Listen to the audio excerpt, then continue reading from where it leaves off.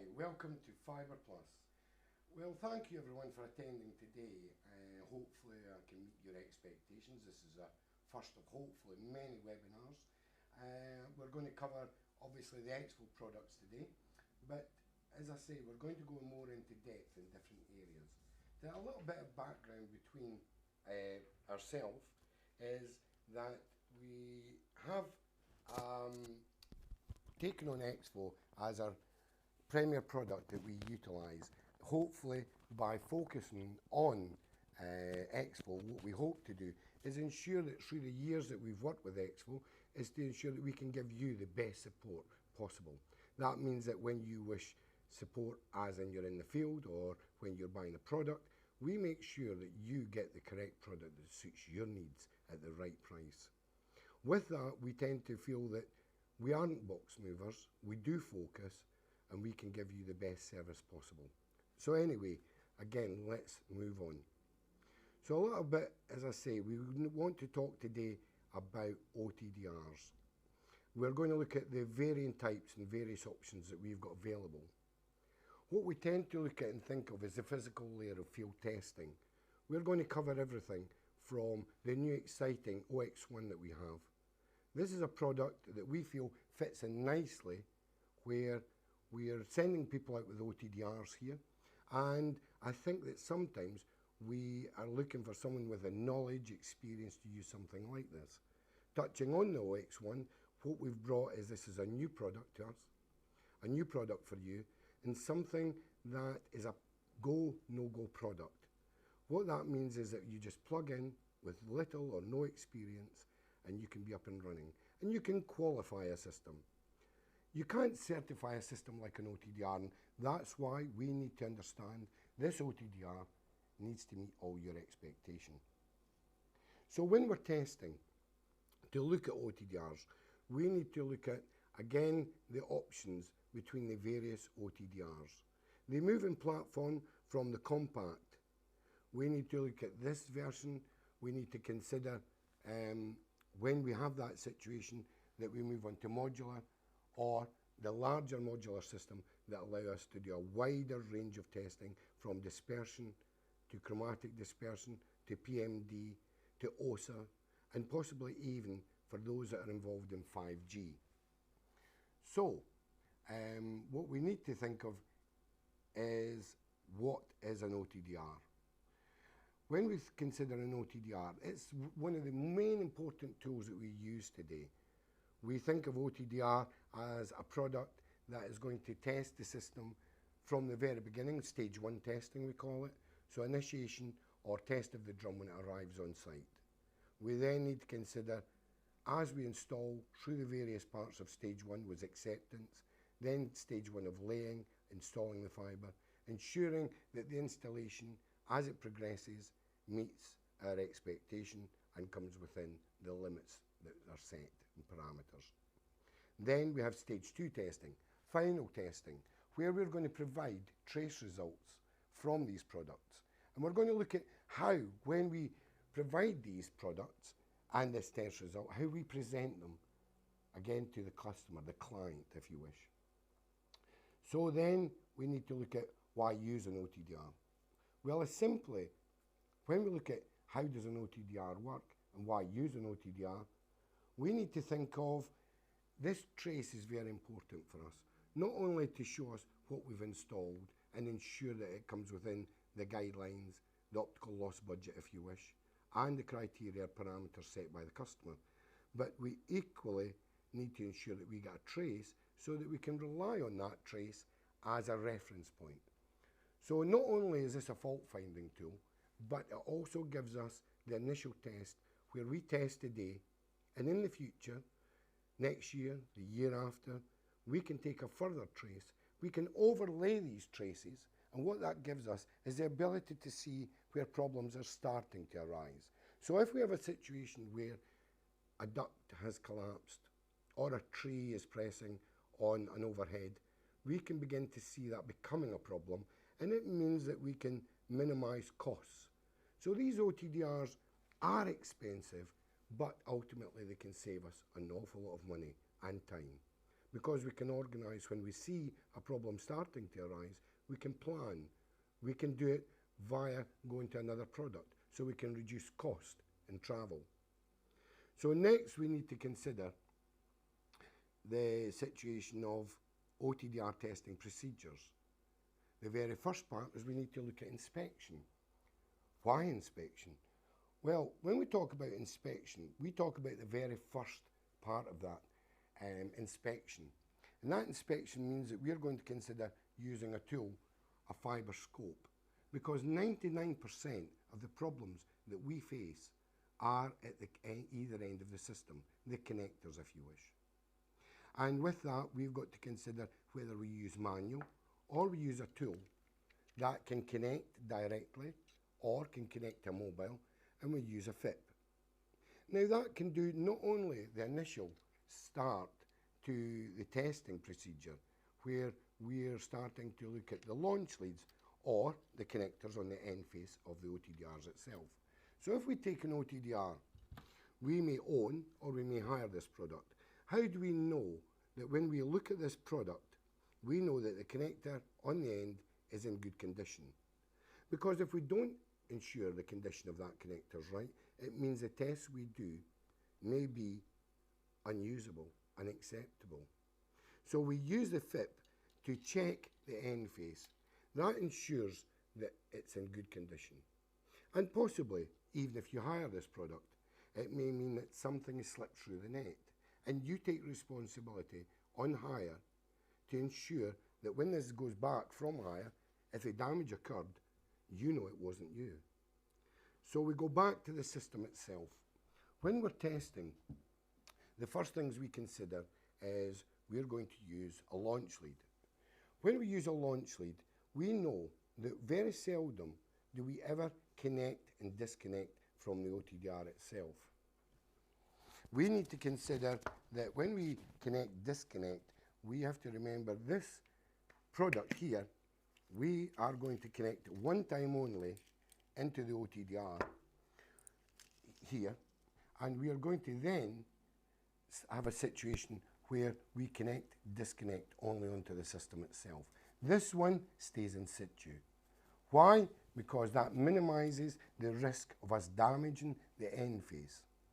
If we do damage this end face by connect, disconnect into the OTDR, this could mean the damage to this is fixed, and means that in turn we're going to have to send this away for a repair. If we then have to send this away for a repair, what's the cost going to be to you? Possibly 400, 500, 550 pounds. That's what the cost is going to be to ourselves. So by using our launch lead that stays static with one connection only, we can connect, disconnect as many times as we wish. However, to replace this is much cheaper than to repair and replace the OTDR. Equally, when we come to test, as I said earlier, we need to ensure that when we use our launch lead and tail lead at any end of the system, that the connectivity onto the customer system makes sure that we get it right first time, every time. So that is the inspection side. That is why the initial setup of the system, we make sure that we test two ends of the system.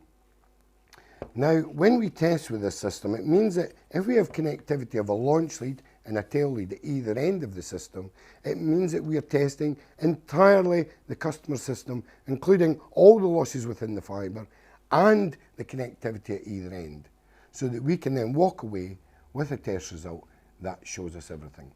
We then come to parameters. Parameters, we need to know from the customer what wavelengths they wish to use. So the parameters, we're going to have to set the pulse width. We're going to have to set the refractive index. We're going to have to put into there the length of our launch lead and our tail lead. So when it comes to parameters, we have to remember then again that changes when we come to this product. And we're going to talk about later on IOLM, and we're going to talk about trace. So if we go back to the parameters and stay with parameters for the present time, what we've got to remember is pulse width, I'm getting tongue-tied, means that we're going to change that pulse width depending on whether we're testing further away or nearer or we want a higher resolution. That's going to give us the duration of that pulse. And we need to ensure that we get that right. Now, we are going to talk about IOLM in this part, where we talk about IOLM when we consider parameters, because IOLM does all this for us. It does multiple data acquisitions at multiple wavelengths and multiple pulse widths, therefore covering every eventuality within the system, picking up every problem, whether they be reflective or non-reflective, and they will report back to us. But then, equally, we may wish to test live. So we're still going to work with this pulse width and still work with this, the power and the wavelengths that we utilise, and we're going to test live. So now testing. When we come to testing, we need to consider the procedures. As I say, use your launch lead, use your tail lead, use your FIPS to test and check connectivity, check again your OTDR, ensure that you're not responsible for any damage, and then we proceed on to the testing. When we do the testing, if you're going to use OTDR in testing, it means that you're going to have the knowledge to set this up. If you're going to use trace, it means you need to know what wavelength, what pulse width you're going to utilise. And you're going to set the averaging times. So you need to know all of this when you provide a trace. But we do need a trace, remember, because we need that reference point. So you need to have some knowledge when it comes to using trace. So then, again, we talk about the trace or IOLM. Now, when we've done our trace or our IOLM results, we need to next go into testing. The final test, sorry. So where we're going to upload, we use a product called Fast Reporter, and that product is combined with another product that we use, and this is called TestFlow. TestFlow allows us to do many things. We're going into TestFlow in a lot more depth in one of our next webinars. What that means with TestFlow is that we can set within TestFlow the parameters that we wish, along with the method, and we need to look at what fibres are going to be tested, when they're going to be tested, and we can send all these parameters to the system that's being utilised. So the engineer doesn't need to know, doesn't need to set anything up. And we can do this for both IOLM and trace. So TestFlow is an amazing product that allows us to synchronise and make reporting much easier. Everything is done live. Then when we consider after that choosing your OTDR, we need to consider, are we going for this compact type OTDR? An amazing product, great because it does everything that says in the box. All we've got to ensure is that we get it right first time. We've got to make sure the configuration that we wish to use is set correctly. We need to ensure that if I want to test multi-mode and single mode, that we go for a quad. We can't chop and change this system. Now we may consider RF. Why do we want RF? RF because simply we use Wi-Fi or we use Bluetooth. If you don't state that you wish RF, it means that if you wish to do this later, the cost is going to be very high. So better that we think and we consider the differences between these systems. So what is the benefit of compact? Compact means it's lightweight, it's a fixed cost, you know what the cost is going to be. But remember, you can't vary or change it without great expense. Equally, we may consider the modular.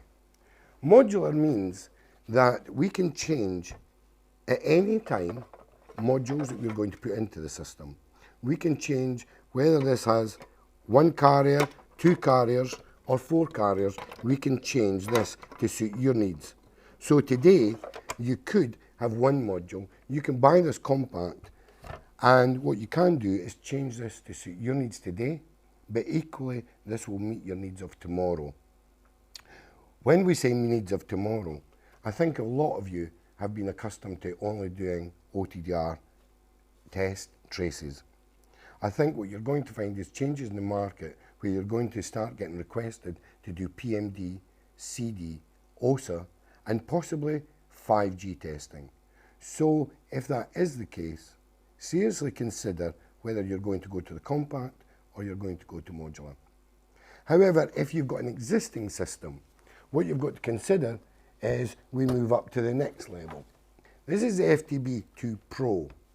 What this means is that we can have a system where you can have the newer modules or you can have older modules put into this system. So this system is very flexible.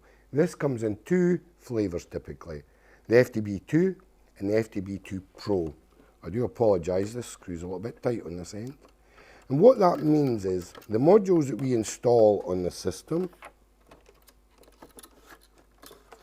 means that we've got the short test ones, and equally you can see in here, you can see it takes the deeper and longer cards and modules that's here.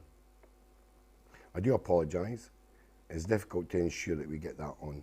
So the FTB Pro gives us a little bit more flexibility. If you've already got modules you wish to utilise, you may be able to put them into this system. And again, as I said to you, it allows the flexibility.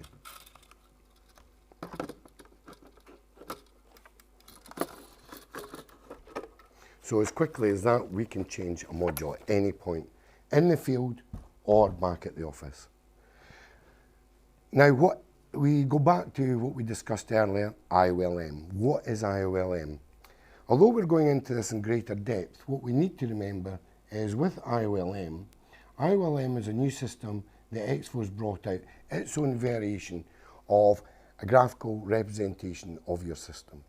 It means that this system is software based. It's an option that you would choose at the point of ordering your product. It means that you would choose whether you want just trace or IOLM or both. If you go for both, it means that you can provide a trace, you can do live testing, checking at that time, but equally it means that you're going to get your graphical representation of the system that we're looking at, which is all of the multiple acquisitions that are done, and you can pick and choose which ones you wish to upload to Fast Reporter. It's icon based with a link view, fault diagnosis and guidance. And what that means is each one of these icons that you see within the trace is going to give you information relating to the reflective or non-reflective results. Simply saying that it takes away the ambiguity of looking at traces, of trying to analyse, to use least square averaging. If you're not accustomed to that, this product is for those with less experience, but gives you the confidence to be able to test knowing you've got it right first time. So IOLM, what are the benefits to us? Less experience required. It does multiple data acquisitions. So it's testing at multiple wavelengths, it's testing with multiple pulse widths, and it's ensuring that you get this test and the data that it gives you, the parameters it's going to provide for you, are right. And that means that you can upload these results in real time. So we need to consider, if we use IOLM, what other software options do we have? Well, we consider advanced, iAdvance, we consider iLoop, and we consider iCert. iCert means that what you're going to do, if you're unaware of the standards or your customer hasn't given you the parameters they wish their system to meet, it means that these tests and results that you've achieved are within a set guidance of set parameters. Equally, you may consider iLoop. Well, why? What iLoop does for you is reduce your cost by 50%. It makes sure that when a trace or IOLM is utilised, it will test two fibres from A to B and B to A on both directions on two fibres. So we'll cut your cost by 50%. So again, it's down to what you feel and where you feel you want to reduce your cost. iAdvance is real-time averaging for using for splitter systems. It also includes the IOLM expert mode. That means that not only can you pull results at a wavelength of 1310 and 1550 or 1625, it means that you can pick and choose various other wavelengths to export these to your tests and use Shrew test flow or what you download. So going back at this moment to test flow. Test flow is a product, and the way the product functions is that we have a central point where test flow works in the cloud. And what you're going to do, as going back to the main office, you're going to create the jobs.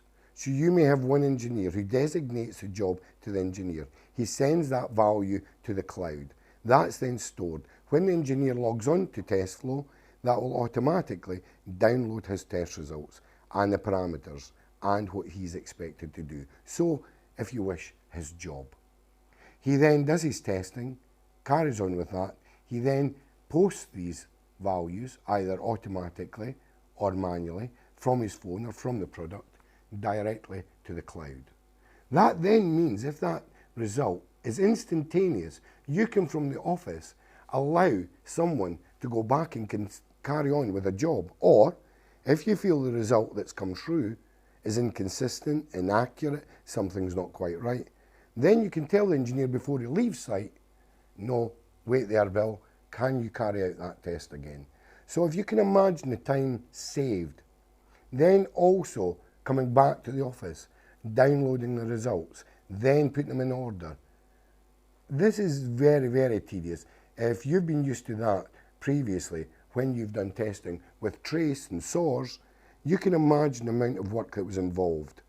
So now what we have is a situation where it goes from the engineer directly to the office. The office say, yep, I'm happy, let's proceed, let's go. Test done, you can tell the time scales, you can meet costs, you know budgetary wise where you stand. So why? What is the benefits of test flow? Sorry, I've got jammed on one slide, I need the next slide. So, on here we're looking at field efficiencies. So, when we talk about inefficiencies, we're talking about field inefficiencies up to 50% longer. When we're trying to implement the test, when we're trying to set the test up, when we're trying to find out what pulse width, what wavelength, what length, all of that is already done when we've used test flow. Then we've got the quality, missing, erroneous test results and information. Again, something I'm sure you've all experienced. Then there can be this system of no traceability, no consistency, and we end up spending more costs going back, retesting. So with test flow, you've got automation, maximised efficiency, optimised compliance. It ensures that the test results are where they should be. You then can do your analytics to test when was that test done. When the engineer was testing, he can tell how quickly he was going from one test to another, and he can look at his day and tell whether he feels he could have done something, changed something and made it better or more efficient. But again, the efficiencies are unbelievable that we don't consider, that hidden cost. So what we need to now do is think test flow. Is that the product for us? We're going to go into more depth and configuration going forward. So what I'd like to think today is that we've covered the basic principles of compact, modular, looking at PMD and OSA and 5G, the interaction we can have with these pieces of equipment via trace or IOLM, depending on your knowledge and experience, and whether you consider you need both trace and IOLM. Equally, we've covered bases of FIP, where we do the inspection of our launch leads and connectors, some of the biggest mistakes and costs to us. So I'd like to take your questions now, and I'll try and answer as many as I can as of now. So feel free to put your questions to me, please.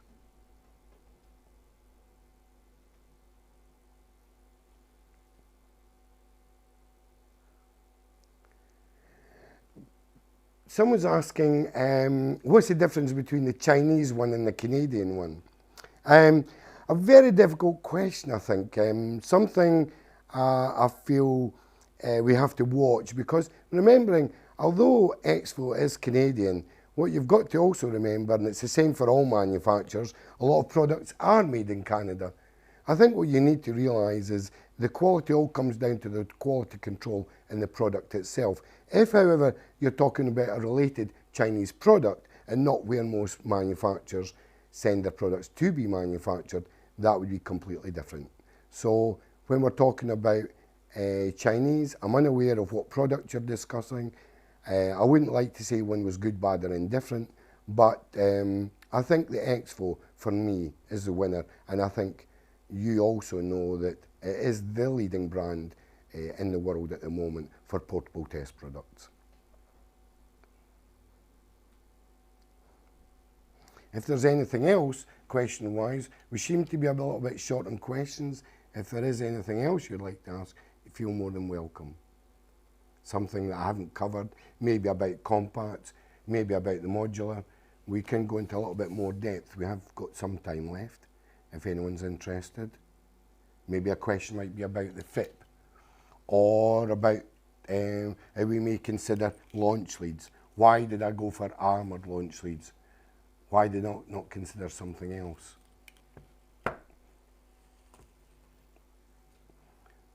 So please feel free.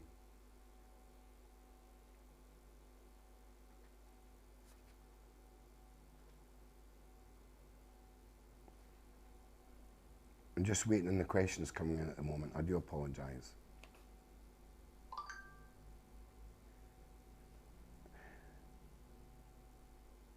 When you ask about products run by Windows, can a virus affect it? I think that's a very difficult thing to say, because I think all platforms, no matter if they're Windows based, I think you can talk about anything like that virus-wise. I don't think anyone can categorically say, no, it's not possible. I think anything, I can only talk about Microsoft at the moment, because that is what runs on this platform. It is embedded.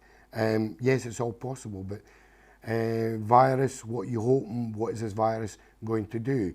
I don't think you're going to put your bank details in there. I think their traces they're not really going to be interested in. If it's a destructive part of it, yes, it's possible. Of course, anything's possible. And I don't think I or you know what is going to happen there, but of course, viruses can affect it. Updating your OTDR. Updates to OTDRs is the next question. Updates, of course, updates can be done to the system. Both you can do them because of the connectivity to the Wi-Fi, but equally, when we bring these in for service, we always ensure you've got the latest firmware and the latest updates on your OTDR, or any of the other products for that matter.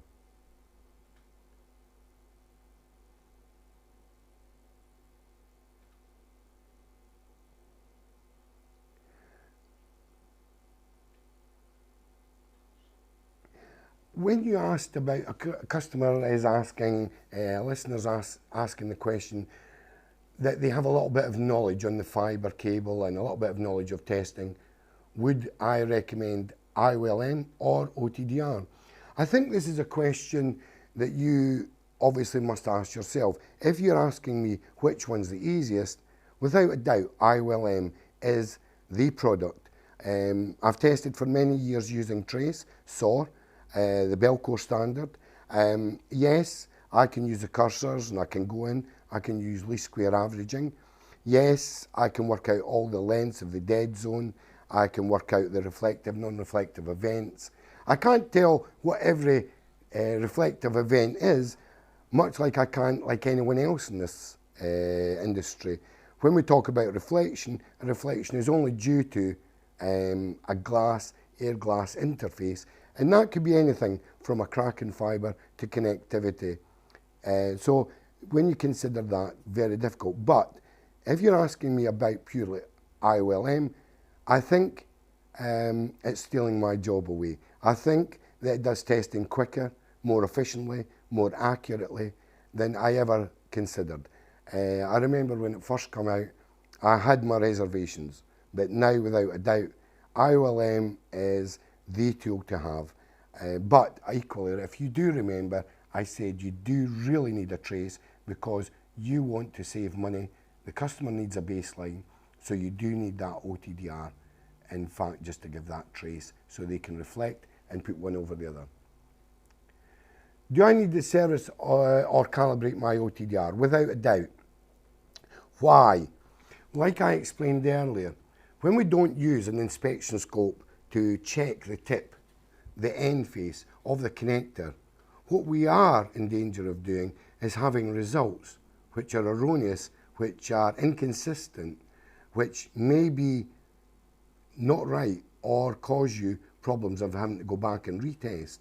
So when we talk about that side of it, without a doubt, we need to calibrate and possibly not just calibrate, but change the connector itself. Calibration is something that needs to be done. So it says, if I didn't calibrate the OTDR, the results are the same if we compare it with calibrated OTDR results. So when you said you're comparing it, I'm assuming that you're saying that you've taken your test results, you've taken the values on your OTDR against another OTDR. Are you sure that that other OTDR that you're making reference to is within calibration? It may have a calibration certificate, but much like I can drive into an MOT station, I can have my car MOT'd, and to all intents and purposes, in that moment in time, it meets the requirements of the MOT standard. But if I drive out of that MOT and drive across a few fields, across a river, and back on the main road, across a roundabout, then I take that same car back to the MOT station, it means that it's not going to pass possibly. So this same thing is for an OTDR. Yes, you can make reference to it, but no, it's unlikely that your customer is going to be happy unless it's been checked. I hope that answers your question. Anyway, I think that's all the questions for today. We have got further webinars coming up, and you're more than welcome to pose any questions that you've missed today, or email us at services@fiberplus.co.uk or sales@fiberplus.co.uk, and we'll answer any questions you wish on OTDR. Thank you very much for today. I really appreciate you attending, and hopefully when we move on to our next webinars, we'll build with confidence, we'll provide everything you need. So supply us whatever information, whether that be positive or negative, to help us make our next webinars better and better. Thank you very much. Bye.